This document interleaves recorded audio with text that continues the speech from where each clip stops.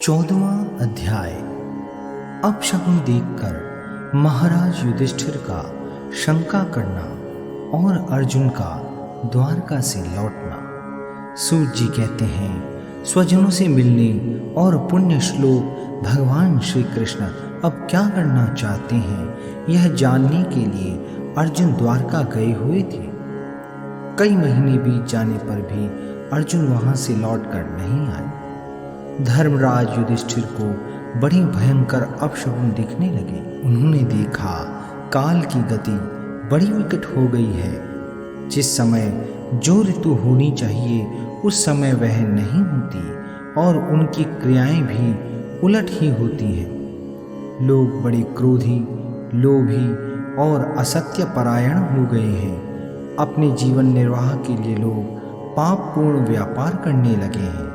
सारा व्यवहार कपट से भरा हुआ होता है। यहाँ तक कि मित्रता में भी छल मिलता रहता है। पिता माता, सगे संबंधी, भाई और पति पत्नी में भी झगड़ा टंटा रहने लगा है। कलिकाल के आ जाने से लोगों का स्वभाव ही लोभ, दंभ आदि अधर्म से अभिभूत हो गया है और प्रकृति में भी अत्यंत अरिष्ट सूचक अपशकुन होने लगे हैं। यह सब देखकर युधिष्ठिर ने अपने छोटे भाई भीमसेन से कहा। युधिष्ठिर ने कहा, भीमसेन, अर्जुन को हमने द्वारका के लिए इसलिए भेजा था कि वह वहां जाकर पुण्य श्लोक भगवान श्री कृष्ण क्या कर रहे हैं इसका पता लगा आए और संबंधियों से भी मिल आए। तब से 7 महीने बीत गए, किंतु तुम्हारे छोटे भाई अब तक नहीं लौट रहे हैं। मैं ठीक ठीक यह नहीं समझ पाता हूँ कि उनके न आने का क्या कारण है। कहीं देवर्षि नारद के द्वारा बतलाया हुआ वह समय तो नहीं आ पहुँचा है जिसमें भगवान श्री कृष्ण अपने लीला विग्रह का संवरण करना चाहते हैं। उन्हीं भगवान की कृपा से हमें यह संपत्ति, राज्य, स्त्री, प्राण, कुल, संतान, शत्रुओं पर विजय और स्वर्गादि लोकों का अधिकार प्राप्त हुआ है। भीमसेन, तुम तो मनुष्यों में व्याघ्र के समान बलवान हो। देखो तो सही, आकाश में उल्कापात आदि, पृथ्वी में भूकंप आदि और शरीरों में रोग आदि कितने भयंकर अपशकुन हो रहे हैं। इनसे इस बात की सूचना मिलती है कि शीघ्र ही हमारी बुद्धि को मोह में डालने वाला कोई उत्पात होने वाला है। प्यारे भीमसेन, मेरी बाईं जांघ, आंख और भुजा बार बार फड़क रही है। हृदय जोर से धड़क रहा है। अवश्य ही बहुत जल्दी कोई अनिष्ट होने वाला है। देखो, ये सियारिन उदय होते ही सूर्य की ओर मुख करके रो रही है। अरे, उसके मुंह से तो आग भी निकल रही है। यह कुत्ता बिल्कुल निर्भय सा होकर मेरी ओर देखकर चिल्ला रहा है।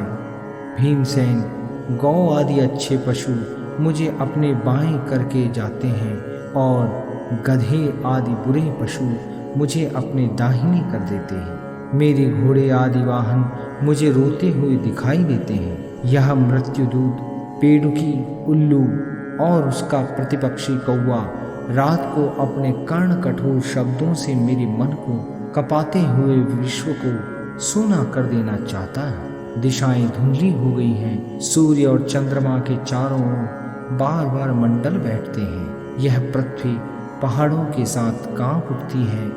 बादल बड़े जोर जोर से गरजते हैं और जहां तहां बिजली भी गिरती रहती है। शरीर को छेदने वाली एवं धूली वर्षा से अंधकार फैलाने वाली आंधी चलने लगी है। बादल बड़ा डरावना दृश्य उपस्थित करके सब ओर खून बरसाते हैं। देखो, सूर्य की प्रभा मंद पड़ गई है। आकाश में ग्रह परस्पर टकराया करते हैं। भूतों की घनी भीड़ में पृथ्वी और अंतरिक्ष में आग सी लगी हुई है। नदी, नद, तालाब और लोगों के मन शुद्ध हो रहे हैं। घी से आग नहीं जलती। यह भयंकर काल न जाने क्या करेगा। बछड़े दूध नहीं पीते, गौवें दूहने नहीं देती। गौशाला में गौवें आंसू बहा बहा कर रो रही हैं। बैल भी उदास हो रहे हैं। देवताओं की मूर्तियां रोसी रही हैं, उनमें से पसीना चूने लगता है और वे हिलती डुलती भी हैं। भाई, ये देश, गांव, शहर, बगीचे, खाने और आश्रम श्रीहीन और आनंद रहित हो गए हैं। पता नहीं ये हमारे किस दुख की सूचना दे रहे हैं।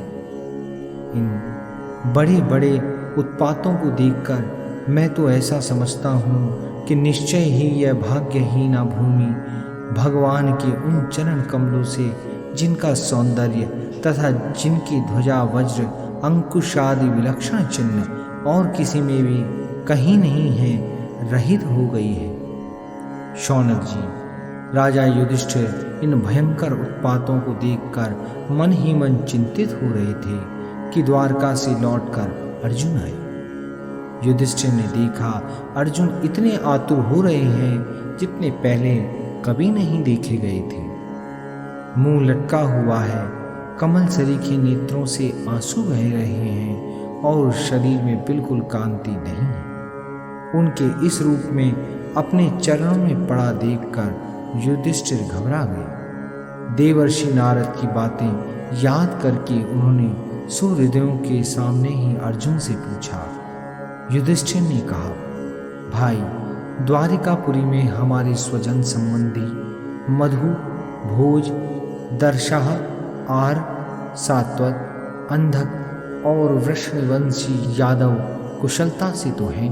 हमारे माननीय नाना शूरसेन जी प्रसन्न हैं। अपने छोटे भाई सहित मामा वसुदेव जी तो कुशल पूर्वक हैं। उनकी पत्नियां हमारी मामी देवकी आदि सातों बहनें अपने पुत्रों और बहुओं के साथ आनंद से तो है। जिनका पुत्र कंस बड़ा ही दुष्ट था, वे राजा उग्रसेन अपने छोटे भाई देवक के साथ जीवित तो है न।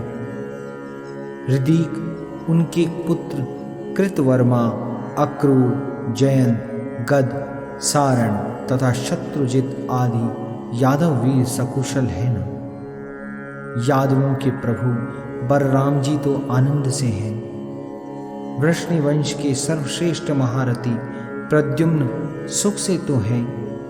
युद्ध में बड़ी फुर्ती दिखलाने वाले भगवान अनिरुद्ध आनंद से है न। सुशेषण, चारुदेशन, जामवती नंदन, सांब और अपने पुत्रों के सहित ऋषभ आदि भगवान श्री कृष्ण के अन्य सब पुत्र भी प्रसन्न है न।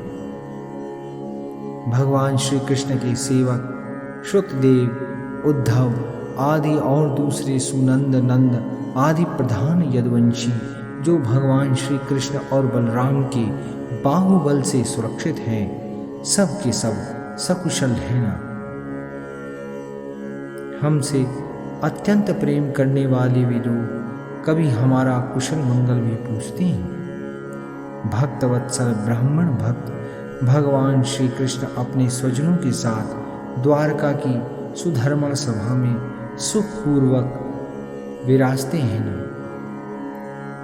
वे आदि पुरुष बलराम जी के साथ संसार के परम मंगल, परम कल्याण और उन्नति के लिए यदुवंश रूप क्षीर सागर में विराजमान हैं। उन्हीं के बाहुबल से सुरक्षित द्वारकापुरी में यदुवंशी लोग सारे संसार के द्वारा सम्मानित होकर बड़े आनंद से विष्णु भगवान के पार्षदों के समान विहार कर रहे हैं। सत्यभामा आदि 16,000 रानियां प्रधान रूप से उनके चरण कमलों की सेवा में ही रत रहकर उनके द्वारा युद्ध में इंद्रादि देवताओं को भी हराकर इंद्राणी के भोग्य योग्य तथा उन्हीं की अभिष्ट परिजातादि वस्तुओं का उपभोग करती हैं। यदुवंशी वीर श्री कृष्ण के बाहुदंड के प्रभाव से सुरक्षित रहकर निर्भय रहते हैं और बलपूर्वक लाई हुई बड़े बड़े देवताओं के बैठने योग्य सुधर्मा सभा को अपने चरणों से आक्रांत करते हैं। भाई अर्जुन, यह भी बताओ कि तुम स्वयं तो कुशल से हो न। मुझे तुम श्रीहीन से दिख रहे हो। वहाँ बहुत दिनों तक रहे, कहीं तुम्हारे सम्मान में तो किसी प्रकार की कमी नहीं हुई। किसी ने तुम्हारा अपमान तो नहीं कर दिया। कहीं किसी ने दुर्भावपूर्ण अमंगल शब्द आदि के द्वारा तुम्हारा चित्त तो नहीं दुखाया, अथवा किसी आशा से तुम्हारे पास आए हुए याचकों को उनकी मांगी हुई वस्तु अथवा अपनी ओर से कुछ देने की प्रतिज्ञा करके भी तुम नहीं दे सके। तुम सदा शरणागतों की रक्षा करते आए हो। कहीं किसी भी ब्राह्मण, बालक, गौ, बूढ़े, रोगी, अबला अथवा अन्य किसी प्राणी का जो तुम्हारी शरण में आया हो तुमने त्याग तो नहीं कर दिया। कहीं तुमने अगम्या स्त्री से समागम तो नहीं किया, अथवा गमन करने योग्य स्त्री के साथ असत्कार पूर्वक समागम तो नहीं किया। कहीं मार्ग में अपने से छोटे अथवा बराबरी वालों से हार तो नहीं गई, अथवा भोजन कराने योग्य बालक और बूढ़ों को छोड़कर तुमने अकेले ही तो भोजन नहीं कर लिया।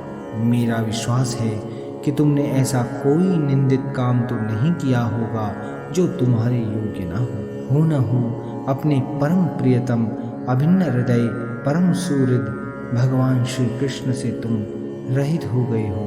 इसी से अपने को शून्य मान रहे हो। इसके सिवा दूसरा कोई कारण नहीं हो सकता जिससे तुमको इतनी मानसिक पीड़ा हो। 14वां अध्याय समाप्त। श्रोतागणों, इस अध्याय के वाचन के दौरान यदि हमसे कोई त्रुटि हुई हो तो इसके लिए हम आप सभी से क्षमा प्रार्थी हैं। यदि आपको हमारा यह प्रयास पसंद आया हो तो हमारे चैनल सेविया मार्ट को लाइक, सब्सक्राइब और शेयर करना ना भूलें। धन्यवाद। जय श्री कृष्ण।